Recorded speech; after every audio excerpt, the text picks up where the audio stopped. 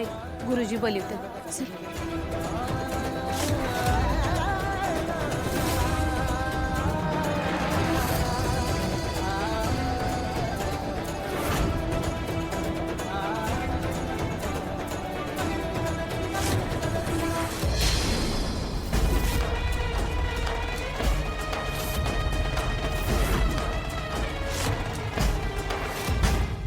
सपान फुलले होते कमळी ठिणग्या पुढ्यात आल्या.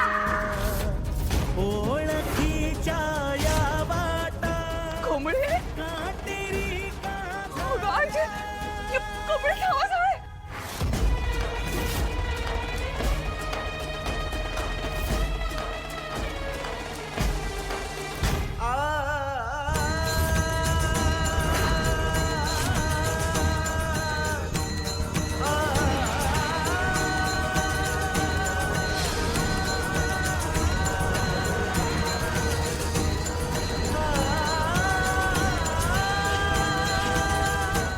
हे कोणी लावलंय?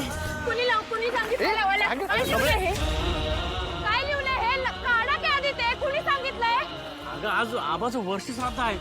एक शब्द ऐकून झाला नाही माझ्या आवाजच्या बाबतीत. लवकर काढा ते आधी. कुणी सांगितलंय? काढा लवकर. कुणी सांगितलं लावायला तुम्हाला? माझा आबा कुठेच गेलेला नाही. काय लिहिलंय हे? हा? कुणी लावलंय? आय अगं हे बघ की अगं काय लिहिलंय हे? तू तेच ती सांग. आबा आहेत आपलं. कुठं आहेत आबा? ते वारीला गेलेत ना. कुठं आहेत ते? मला भेटायचंय. आत्ता त्यांच्या संग मला बोलायचंय. मी भेटायला आलोय. आता एवढं वर्षभराने आलोय की नाही. मग कुठे बोलू की त्यासनी तू? कुठं आहेत आबा? ही सांग की खोटं आहे हे सांग त्यासनी. हे सगळं खोटं आहे. सांग की आपला आबा जिवंत आहे. सांग की सगळ्या कोंबडे ऐक आपला आबा गेलं कोंबडे. हाय काय खूळ लागले का तुला? काय तू बी ह्यांच्या संग आहेस? काय डोसकं फिरलंय का तुझं? काय अगं काय बोलतेस? कुठे आहेत आबा? मला भेटायचंय त्यांच्या संग. मला बोलायचंय. मला मिठी मारायची आहे त्यांना. अगं मी ते असं नाही जाऊ शकत. कुठे गेलेत ते? वारीला गेलेत ना. मग त्यांना बोलव. अगं ते माझ्या स्वप्नात बी आलं होतं. मला म्हणलं वारीला जातात. बोलू की त्यासनी मग. अगं ते म्हणलं होतं की नाही मला त्यांनी शब्द दिलाय का ते मला भेटणार आहेत. मी वाट बघतो म्हणलं होतं मला. अगं माझं शिक्षण मला मोठी अधिकारी झालेलं बघायचंय की नाही त्यासनी. कुठे आहेत आबा? सांग की सांग कुठे आहेत आबा? मला आत्ता भेटायचंय त्याची. मला बोलायचंय त्यांच्या संग. अगं मी अख्ख्या विद्यापीठात पहिलं आलोय. अख्ख्या विद्यापीठात त्यांची नात पहिली आले. त्यांनी सांगायचंय मला जोर जोरात वरडून सांगायचंय. अगं त्यांचं सपन होतं की नाही हे त्यांच्यासाठी करायलोय मी. कुठे आहेत आबा? आबा नाही जाऊ शकत असं. आबा कुठे आहेत? काढा की हे. काढा. कुठे आहेत आबा? ऐक ना बाळा. ऐक काय अगं काय करायला लागलेत ही माणसं? मलाच कळणं झालंय. सांगा की अण्णा. सांगा की कुठे आहेत आबा? असं नाही होऊ शकत. ते मला जाऊच शकत नाही सोडून. मावशी सांगा की अहो कुठे आहेत आबा? तुम्हाला माहित आहे ना हो त्यांचा किती जीव आहे माझ्यावर किती आहे.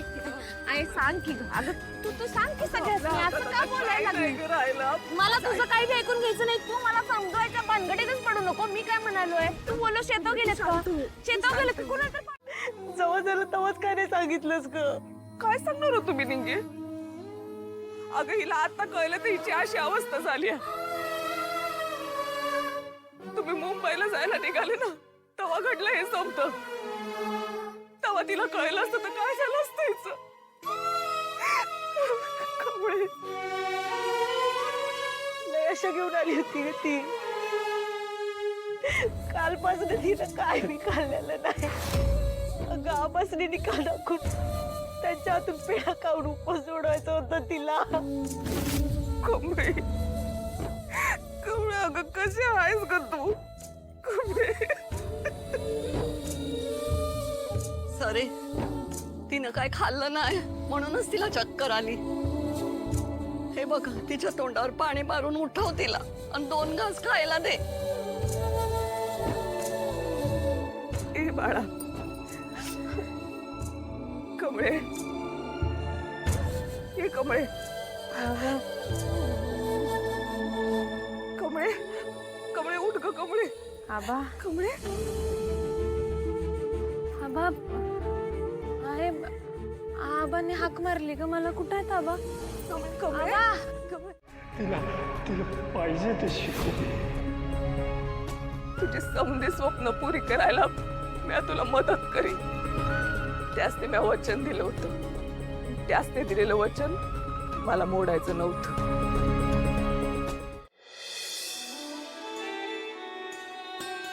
मला आबासनी शेवटचं बघता आलं नाही का भेटता आलं नाही.